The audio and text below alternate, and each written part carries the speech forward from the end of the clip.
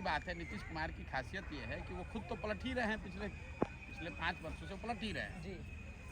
उन्होंने पलट कर पूरे बिहार की राजनीतिक व्यवस्था को ही पलटू मार बना दिया है। भाजपा भी 2 बार पलट गई इनके साथ और आरजेडी वाले भी 2 बार पलट गए। तो जो बिहार की जनता है उसके लिए तो अब कोई फर्क ही नहीं है, या भाजपा को देखे या आरजेडी को देखे या नीतीश कुमार को देखे। नीतीश जी के लिए ये कहा जा सकता है ना, फिर उड़ी जहाज को पंछी फिर जहाज पर आवे। 2020 का मैंडेट तो बीजेपी और नीतीश कुमार का ही था। देखिए, मैंडेट तो 2015 में उस हिसाब से महागठबंधन को था, तब भाजपा पीछे चोर दरवाजे से आकर नीतीश कुमार के साथ उन्होंने 17 में सरकार बना दी। 2020 में उसका उलट हुआ। नीतीश कुमार एक पात्र उसमें कॉमन है, बाकी कल जो एक मीम चल रहा था कि नीतीश कुमार उस आत्मा की तरह है जो मरने वाला नहीं है, खत्म होने वाला नहीं है, और आरजेडी और भाजपा जो है ये परिवर्तनशील है। नीतीश कुमार तो नश्वर हैं वो तो रहेंगे ही रहेंगे। कोई भी बिहार में आप वोट किसी को दे दीजिए, चीफ मिनिस्टर नीतीश कुमार होंगे, लेकिन इसके लिए जितना नीतीश कुमार दोषी हैं और पब्लिक उसके लिए नाराज भी है, गाली भी दे रही है। कुर्सी पर बने रहे तो इसके लिए दोषी क्या हो गए? कुर्सी पर बने रहने के लिए सब लोग मेहनत करते हैं। दोषी वो लोग हैं जो उनको कुर्सी पर बैठा रहे हैं, क्योंकि नीतीश कुमार को जनता ने वोट नहीं दिया है। जनता ने वोट दिया है भाजपा को, जनता ने वोट दिया है आरजेडी को, तीसरे नंबर पर वोट दिया है नीतीश कुमार को। अब ये दोनों लोग अपनी जिम्मेवारी से बचकर अपने इक्वेशन के लिए, सामाजिक समीकरण के लिए, चुनाव जीतने के लालच में बिहार की चिंता को छोड़कर नीतीश को आगे बढ़ाकर अपना सामाजिक समीकरण। नीतीश कुमार में ऐसा चुंबक है कि उधर वाले इधर वाले दोनों उनसे चिपकने के लिए तैयार बैठे रहते हैं। बिना नीतीश कुमार के सबकी गलियां सुनी हैं। बिल्कुल गलत बात है।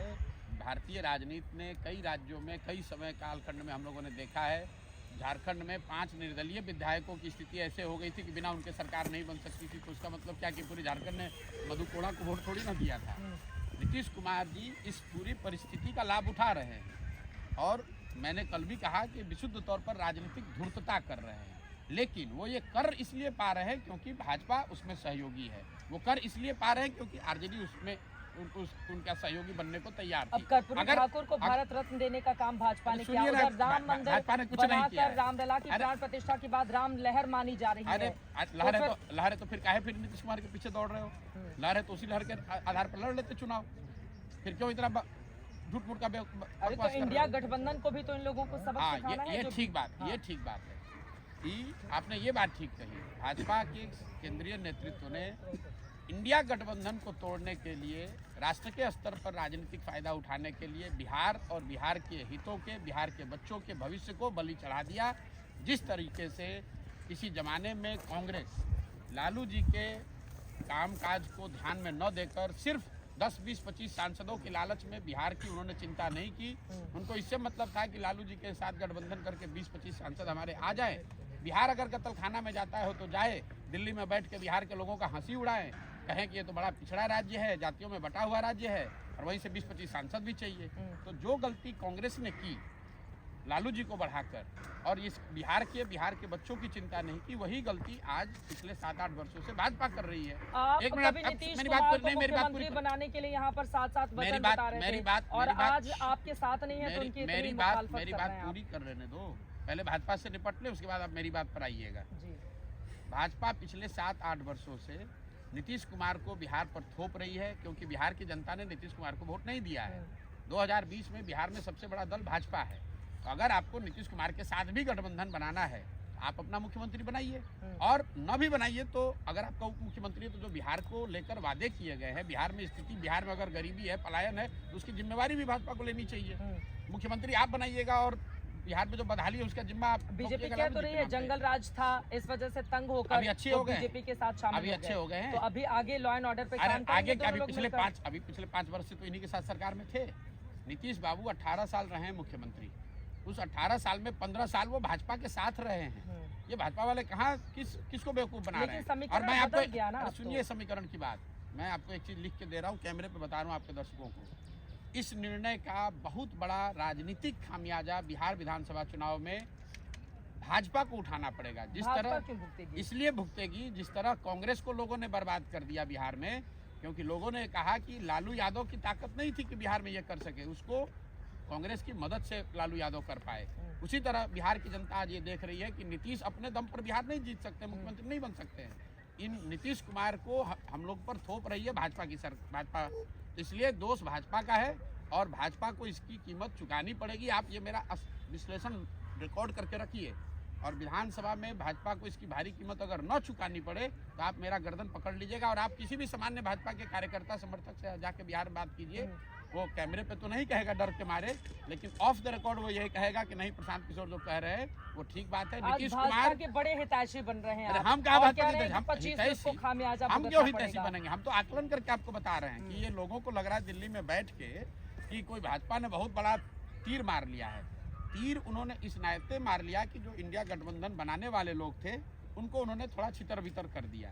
लेकिन जहां तक बिहार का सवाल है, बिहार में भाजपा की स्थिति का सवाल है, तो वो जितनी बुरी थी उससे और बदतर हो जाएगी। और मैं आपको फिर रिपीट कर दे रहा हूँ, ये आपको बिहार विधानसभा चुनाव में दिखेगा, उसके परिणामों में दिखेगा। 2020 के चुनाव में एक सीट ज्यादा थी, आरजेडी की एक सीट कम थी, 74-75 पे ये लोग थे। नहीं, ऐसी बात नहीं है। बीजेपी और आरजेडी बात है। हाँ। इनके तो बीजेपी इतनी बुरी कंडीशन में कहाँ है? नीतीश कुमार के साथ चुनाव लड़ती है, बीजेपी तो बिल्कुल स्वीप कर जाती है, नीतीश कुमार का बुरा हाल हो जाता है। किसने कहा स्वीप किया? भाई 2015 में यही अहंकार में ये लोग आए थे। 55 सीट भाजपा को टोटल आया था बिहार तो वो में। अकेले और अकेले नहीं लड़े थे भाई, उस समय भी हम के साथ थे, चिराग पासवान के साथ थे, उपेंद्र कुशवाहा के साथ थे। अकेले कभी उनका लड़ने का दम नहीं है। नीतीश जी नहीं साथ में थे ना। सुन लो मेरे भाई, पिछली बार नीतीश जी साथ में थे तो भी भाजपा को 19.6% बिहार में वोट आया है। तो आप लोग भाजपा को बिहार में इतना बड़ा तोप दल बताइए मत। बिहार में भाजपा को पिछले विधानसभा चुनाव में जब वो नीतीश के साथ चुनाव लड़े तो उनको, आपके दर्शकों को, इंडिया भर के दर्शकों को बता रहा हूँ, 19.6% वोट बिहार में भाजपा को आया था। उनकी इतनी ताकत है और वो अब और खराब होगी।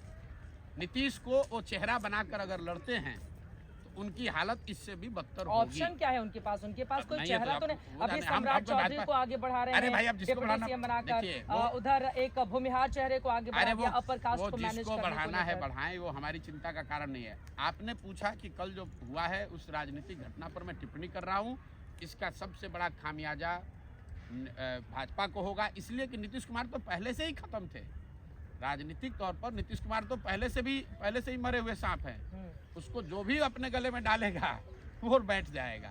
नीतीश कुमार तो खुद डूबे हुए हैं, जो उनको साथ लेगा उसको भी डुबा देगा। नीतीश कहाँ डूबे हैं? वो इधर जाते हैं तो आरजेडी वाले मजबूत हो जाते हैं, इधर जाते हैं बीजेपी वाले हो जाते हैं। किस इलेक्शन में ऐसा दिखा? किसी इलेक्शन में ऐसा नहीं दिखा। 2015, नीतीश कुमार को 2020 आपको कुछ बिहार के राजनीति का अंदाजा नहीं है।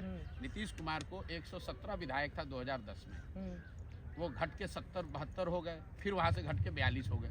और आपको दिख रहा है कि नीतीश कुमार बहुत बढ़ते जा रहे हैं। तो उनको चिराग पासवान ने नुकसान कर दिया ना। अभी चिराग ने, जब पब्लिक ने नुकसान कर रही है तो कोई भी आपका नुकसान करेगा। नीतीश कुमार को आज ना उनकी कोई राजनीतिक ताकत है, ना उनका संगठन है, ना उनका वोट है। नीतीश कुमार अगर आज अकेले चुनाव लड़े तो उनको 6 से 7% वोट है, ये भाजपा को भी मालूम है। अब भाजपा ये चाहती है कि जो मुझे 20-25% वोट है उसमें 7% जुड़ जाए ताकि हमारी नैया पार लग जाए लोकसभा में वो होगा भी। बीजेपी को कैसे नुकसान हो रहा है? बीजेपी को नुकसान ऐसे हो रहा है क्योंकि वो भी उतने ही बड़े पलटूमार साबित हो गए जितने बड़े पलटूमार नीतीश कुमार हैं।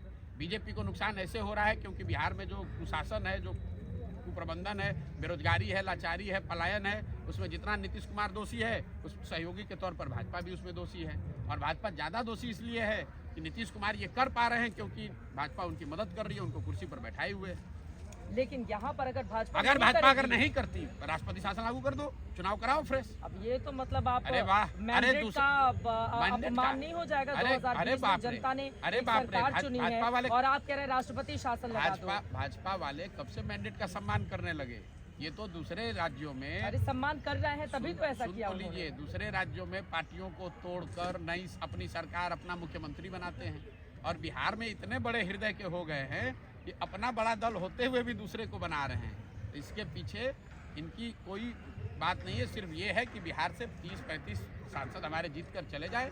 बिहार का जो होता है वो देखा जाएगा। बिहार तो क्या 2019 में जिस तरह का मैंडेट मिला था एनडीए को 40 में से 39, क्या उसी तरह का आप देख रहे हैं 2024 में? उनको बड़ी मोदी के नाम पर, बिल्कुल मोदी के नाम पर, भाजपा की ताकत में और विकल्प के अभाव में, क्योंकि बिहार में जो एक बड़ी जनसंख्या है वो लालू जी को, पार्टी को, आरजेडी को वोट नहीं करना चाहती है। जो 20 साल उनका जंगल राज रहा, कुप्रबंधन रहा, लोग किसी भी हालत में उनको वोट नहीं करना चाहते। 40 पे क्लीन स्वीप की बात कर रही है। हाँ होगा, हो जाएगा, वो ज्यादा एक किशनगंज भी चला जाएगा। मैं वो 1 और 2 की बात में नंबर इस तरह की टिप्पणी नहीं करता हूँ मैं, लेकिन भाजपा को यहाँ बड़ी बढ़त, नीतीश होते तो, नीतीश है तो भी, और नीतीश नहीं थे तब भी था। नीतीश के नहीं होने पर तब भी भाजपा को तब भी यही तो मैं आपको बता रहा हूँ कि अगर नीतीश साथ में नहीं होते तो भी एनडीए गठबंधन को बिहार में बड़ी बढ़त थी।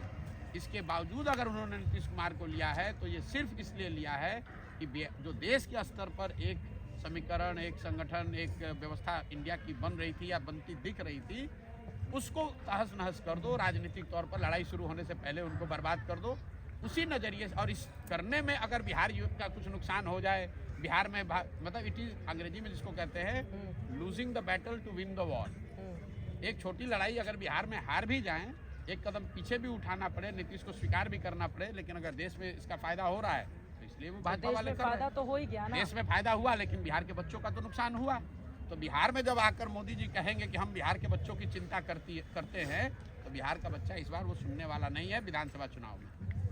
मतलब आप विधानसभा की भविष्यवाणी कर रहे हैं, लोकसभा में कोई दिक्कत नहीं है? नहीं, लोकसभा में तो चूंकि आपने ये व्यवस्था बना दी है और चुनाव अभी 2 महीने के बाद है, तो लोगों के पास कोई विकल्प नहीं है, मजबूरी में फिर से एक बार आपको वोट दे देंगे। लेकिन नीतीश कुमार के बारे में आप बार बार कह रहे हैं वो फिर से पलट जाएंगे, उनका राजनीतिक करियर खत्म हो रहा है, इस तरह की बातें। नीतीश कुमार कई बार पलटे, राजनीतिक करियर तो खत्म हुआ नहीं उनका। इसने कहा कि नहीं खत्म हुआ है नीतीश कुमार का। हम लोग भी तो राजनीति देखते समझते हैं यहाँ पे।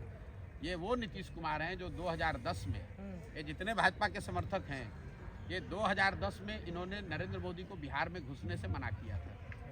ये वो नीतीश कुमार हैं जो नरेंद्र मोदी के प्रधानमंत्री चेहरा बनने पर वो गठबंधन तोड़कर अलग हो गए थे। इनकी उतनी राजनीतिक ताकत उस समय थी और उसके बावजूद ये बिहार जीत कर आए थे।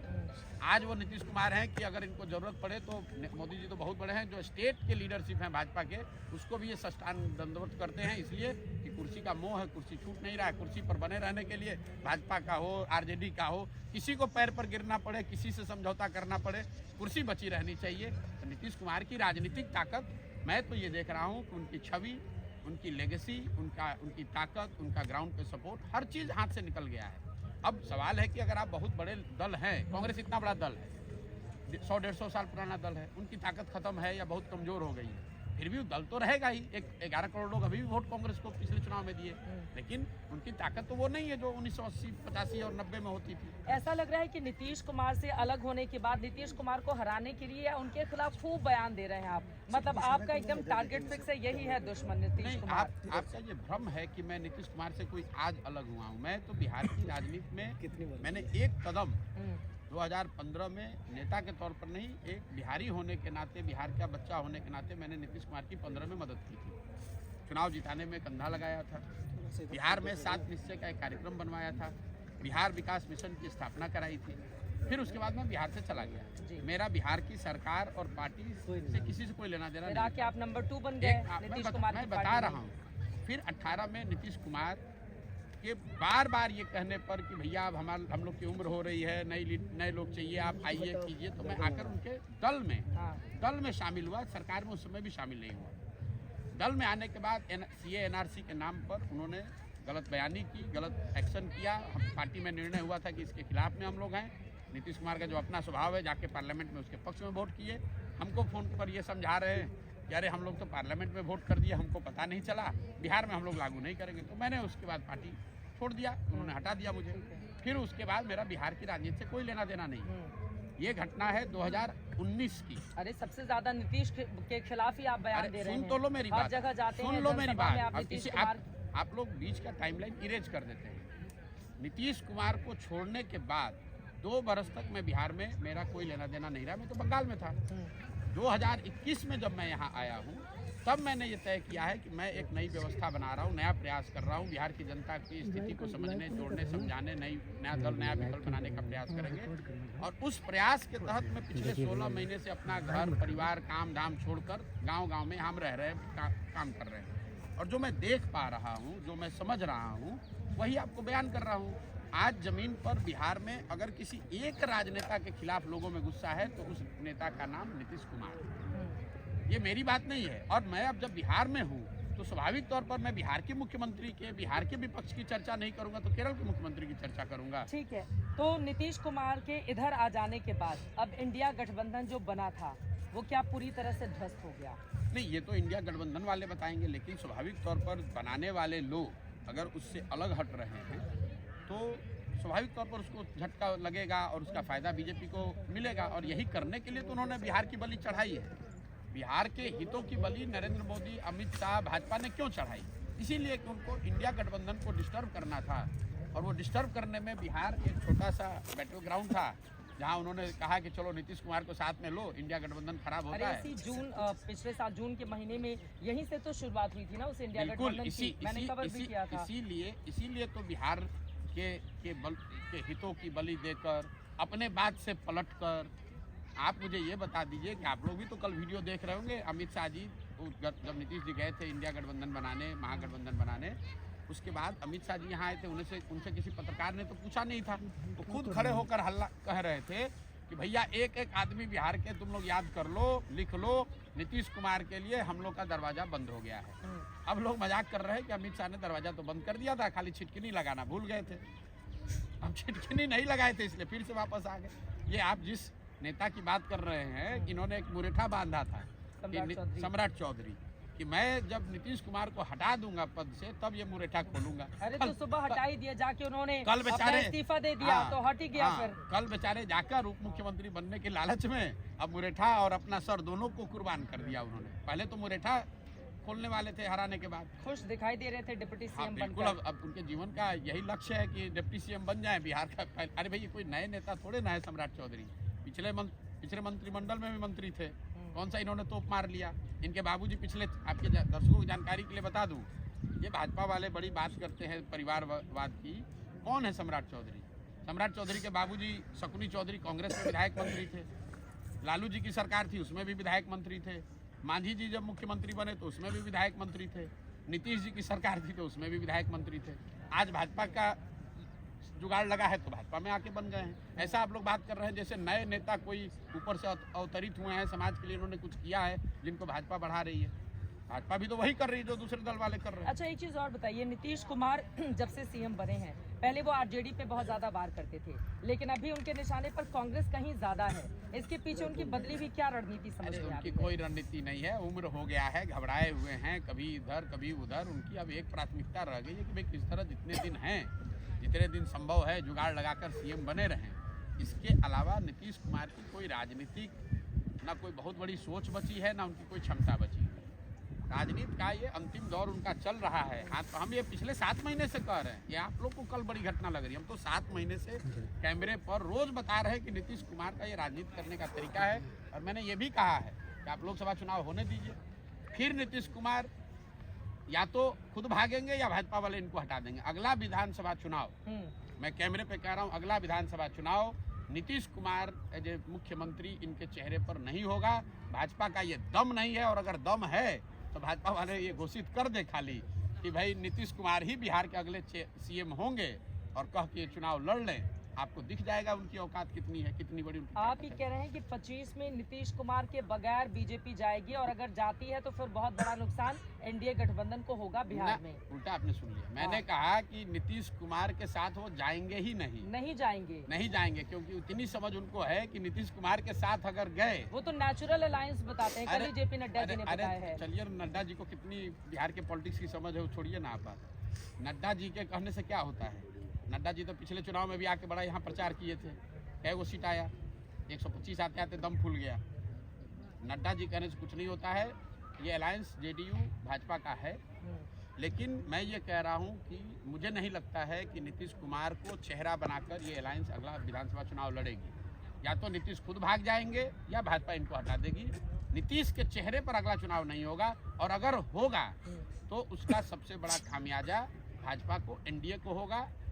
और मैं ये चुनौती भी दे रहा हूँ कि अगर आप मेरे बात से इत्तेफाक नहीं रखते हैं तो भाजपा के नेता, शीर्ष नेतृत्व ये घोषित कर दे खाली कि भाई अगला विधानसभा चुनाव नीतीश जी के चेहरे पर, जैसे उन्होंने 2020 में कहा था वैसे 2025 में कह दे कि अगला चुनाव नीतीश जी के चेहरे पर लड़ा जाएगा। खाली वो इतना कह के दिखा दे। आप अमित शाह जी से ये बयान दिलवा दीजिए कि, या नड्डा जी कह दे ये बात कि भाई अगला चुनाव एनडीए नीतीश जी के चेहरे पर, मुख्यमंत्री के चेहरे के तौर पर लड़ेगी, ये कह के दिखवा दीजिए आप। दम नहीं है उनका कहने का, कह के दिखाए। ठीक है। न्याय यात्रा कांग्रेस पार्टी की राहुल गांधी के नेतृत्व में बिहार में प्रवेश कर चुकी है, कितना असर डालेगी? मुझे नहीं पता, मैं तो जानता ही नहीं हूँ। तो अभी आए हैं, 2-4 दिन अपनी शायद उनकी यात्रा है, पूर्णिया कटिहार वाले एरिया में हैं। अब वो अपना काम कर रहे हैं, हर दल को, हर नेता को अधिकार है अपना काम करने का। भारत जोड़ो यात्रा से कर्नाटक में फायदा हो गया था, दक्षिण में थोड़ी मजबूती मिली थी, लेकिन क्या इससे आपको लग रहा है कि नहीं, आप अगर सिर्फ यात्राओं से ही आप सीधा कोई कोरिलेशन नहीं है चुनाव परिणामों का, अगर ऐसा होता तो मध्य प्रदेश में भी उन्होंने भारत जोड़ो यात्रा की थी, गुजरात में राजस्थान और छत्तीसगढ़ में भी पद यात्रा हुई थी। तो यात्राओं का सीधा चुनाव पर असर नहीं पड़ता है। यात्रा से, पब्लिक कॉन्टैक्ट से डेफिनेटली एज ए लीडर आपको कुछ फ़ायदा हो सकता है, लेकिन चुनाव सिर्फ यात्रा और जन समर्थन का प्रतिफल नहीं है। चुनाव जीतने के लिए, चुनाव में लड़ने के लिए आपको जन समर्थन के साथ साथ कई और बातें साथ वजह क्या समझ में आ रही है? लेकिन चुनाव के मद्देनजर ही तो ये न्याय यात्रा नहीं, निकाली गई देखिए, है। आप जिस मद्देनजर भी यात्रा निकालिए, यात्रा से आप अपनी बात जनता तक पहुंचा रहे हैं, जनता से जुड़ रहे हैं, जनसंपर्क कर रहे हैं, जनता कितना उसको मान रही है, और अगर मान भी जाए तो भी उसके लिए आपके पास प्रत्याशी होना चाहिए, संगठन होना चाहिए, आपकी वो व्यवस्था होनी चाहिए कि उस जन समर्थन को आप वोट में कन्वर्ट कर सकें। भविष्य क्या देख रहे हैं कांग्रेस पार्टी का? 3 राज्य हार गए। अब हमारी क्या विषाद है कि मैं कांग्रेस के भविष्य पर कोई चर्चा करूं, लेकिन स्वाभाविक तौर पर जो अभी दिख रहा है, 85 के बाद से कांग्रेस की जो स्थिति है वो तो सेकुलर डिक्लाइन में है। कांग्रेस इतनी बड़ी पार्टी होने के बाद भी लगातार घट रही है। अब देश में सिर्फ उनके 3 राज्यों में सरकार बची हुई है। निश्चित तौर पर उनके लिए कठिन समय है, कठिन दौर है, लेकिन मैं उन लोगों में से नहीं हूं जो ये मानता है कि कांग्रेस देश से खत्म हो जाएगी। कांग्रेस किसी न किसी फॉर्म में देश में रहेगी। अपने आप को शायद आज नहीं तो कल, 10 वर्ष के बाद वो रिवाइव भी करेंगे, लेकिन इसका मतलब ये नहीं कि वो रिवाइव राहुल गांधी के अंदर करेंगे। 10 साल के बाद कांग्रेस पार्टी में बदलाव होगा, रिवाइव कर पाएगी। फिर आप ये लोग आप ऐसे पकड़, मैं कह रहा हूँ शायद 5 वर्ष के बाद हो कि 10 वर्ष होगा कि 20 वर्ष होगा, मैं जानता नहीं हूँ। देखिए, जनसंघ 1950, लेकिन अभी तो नहीं हो रहा है। अगले 5 साल तो आपकी बातों से लग रहा है कुछ नहीं हो रहा है। मैं आपको एक उदाहरण देता हूँ। जनसंघ 1950 के दशक में बड़ा दल था जी, फिर उसका पराभव हुआ, फिर 80 में भाजपा बनी, तो 30 वर्ष तक जनसंघ और जनसंघ की विचारधारा से जुड़े हुए लोग जो राजनीति करते थे वो डोलड्रम में रहे, लेकिन वो विचारधारा खत्म नहीं हुई। भाजपा के तौर पर उसका पुनर्जन्म हुआ, उसको शुरुआती 5 साल में सफलता नहीं मिली। पुरानी पार्टी सुन तो लीजिए, आप सुन तो लीजिए, भाजपा को 5 साल सफलता नहीं मिली, लेकिन 84 के बाद नया नेतृत्व, नई तरह का प्रयास, नए आंदोलन, नया जनसंपर्क, ये सबको मिलकर उनको सफलता मिली। फिर एक झटका लगा, दौर आया 10 वर्ष का, 2004 से लेकर अटल बिहारी वाजपेयी के बाद, जिसमें उनको सफलता नहीं मिली। फिर मोदी जी के दौर में आगे बढ़े। मैं आपको ये बताना चाह रहा हूँ कि जो ये राष्ट्रीय स्तर के दल हैं, जिनके 50 साल, 60 साल, 100 साल की लेगेसी है, वो एक दिन में ना बनते हैं ना एक दिन में ख़त्म होते हैं। ये दौर है, इसमें उठा पटक चलती रहती है, उफान आता रहता है, कभी आपके पराभव के भी दिन हो सकते हैं। मतलब अभी लेकिन अच्छे दिन कांग्रेस के इतनी जल्दी नहीं आने वाले हैं। नहीं आ सकते, इसलिए नहीं आ सकते हैं कि मतलब ये गिरावट भी बहुत लंबे समय में आई है, तो इससे उठने के लिए भी कांग्रेस को लंबा और बेहतर प्रयास करने की जरूरत है। ममता बनर्जी, उन्होंने कांग्रेस से अलग होकर चुनाव लड़ने की बात बंगाल में कर दी, तो ठीक किया बिल्कुल। अब ये तो उनका निर्णय है, मतलब बंगाल में कांग्रेस की कोई बहुत बड़ी ताकत पहले से है नहीं। उनके 2 सांसद जीते हुए हैं, तो नेचुरली जो हम लोग मीडिया वगैरह में पढ़ते हैं कि अगर ये तय है कि जो जीता हुआ है वो लड़ना चाहिए, जो हम लोग सुने कि शायद तृणमूल की ओर से 2 या 3 सीट का ऑफर दिया गया है और कांग्रेस की अपेक्षा शायद 5 या 6 या 10 सीट की रही होगी, तो सामंजस्य नहीं बना। तो ममता बनर्जी ने शायद ऐसा कहा है कि वो अकेले लड़ेंगे, लेकिन हमको कोई उसकी फर्स्ट हैंड जानकारी नहीं है, मीडिया के माध्यम से ही सुनते हैं। आपने ममता बनर्जी के लिए चुनावी रणनीति वहाँ किया पर तैयार था भाई, वैसे तो मोदी जी के लिए भी किया था। तो क्या मोदी जी हमसे पूछ के सलाह लेकर काम कर रहे हैं? वो तो अब अपना ही काम कर रहे हैं। जिस दौर में उनके साथ काम किया था तब कुछ सलाह जो मांगा, दीदी ने ठीक किया या गलत किया? नहीं, मैं बात कर रहा हूँ, ये निर्णय उनका है। मुझे वहाँ की स्थिति का, उनके राजनीतिक वार्तालाप का, कांग्रेस से संबंधों का कोई सीधा ज्ञान है नहीं। मैं उन लोगों में से नहीं हूँ कि हर विषय पे कमेंट करें। मैं बिहार में हूँ, बिहार के बारे में हर विषय पे मैं कमेंट कर सकता हूँ। मैं जब तमिलनाडु में हुई नहीं, केरल में हुई नहीं, तो क्यों उस पर कमेंट करूँ? ठीक है, एक छोटा सा राज्य का और जवाब ले लेती हूँ, उसके बाद फिर से बिहार में आ जाऊंगी। यूपी में 11 सीटें कांग्रेस को दे दी हैं अखिलेश यादव ने, लेकिन कांग्रेस इससे खुश नहीं है, जो स्थानीय लीडरशिप है। मैं फिर वही बात कहूँगा जो मैंने बंगाल के संदर्भ में कहा। यूपी में ये मामला सपा और कांग्रेस के बीच का है। मतलब प्रशांत किशोर की ऐसी क्या क्षमता है कि हम यहाँ से बता दें कि 11 ठीक है, कम है, ज़्यादा है?